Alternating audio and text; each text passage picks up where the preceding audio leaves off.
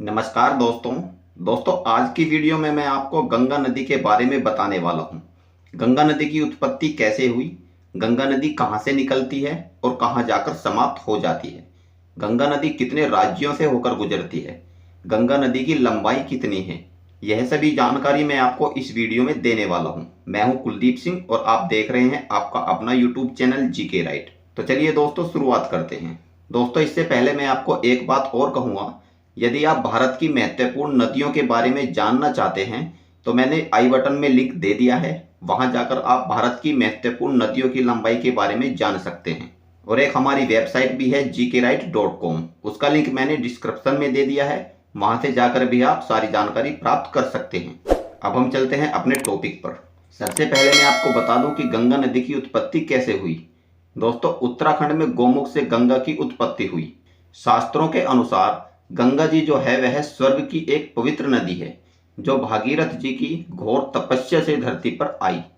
गंगा नदी की प्रधान शाखा भागीरथी है जो गढ़वाल में हिमालय के गौमुख नामक स्थान पर गंगोत्री हिमनद या फिर इसे ग्लेशियर भी बोल सकते हैं।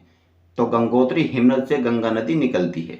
गंगा के इस उद्गम स्थल की ऊंचाई की बात करें तो 3140 मीटर गंगा के उद्गम स्थल की ऊंचाई है।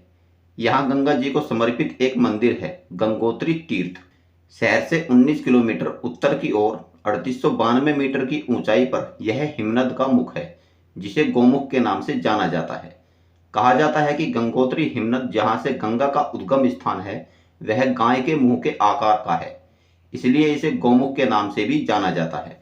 गंगा नदी उत्तराखंड राज्य के उत्तरकाशी जिले में स्थित गंगोत्री हिमनद से भागीरथी नाम से निकलती है। केदारनाथ में मंदाकिनी के नाम से जानी जाती है। बद्रीनाथ में अलकनंदा के नाम से जानी जाती है।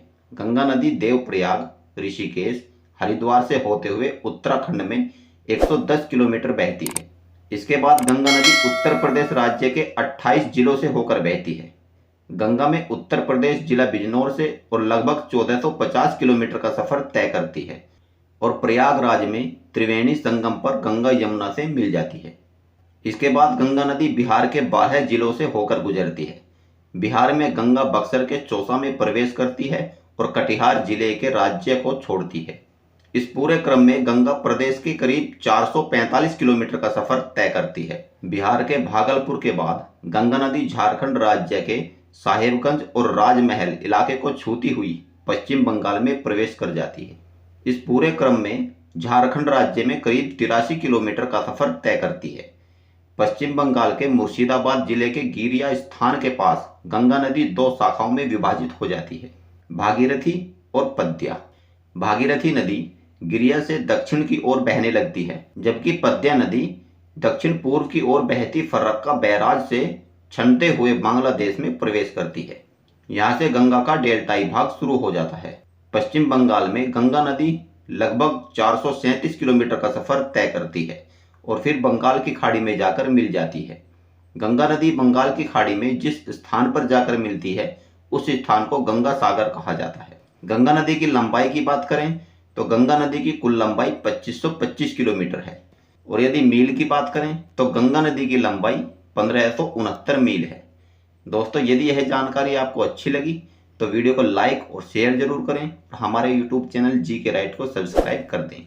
सब्सक्राइब के बराबर में जो बेल आइकन का बटन है उसे भी दबा दें ताकि हमारी वीडियो की नोटिफिकेशन आप लोगों को मिल सके।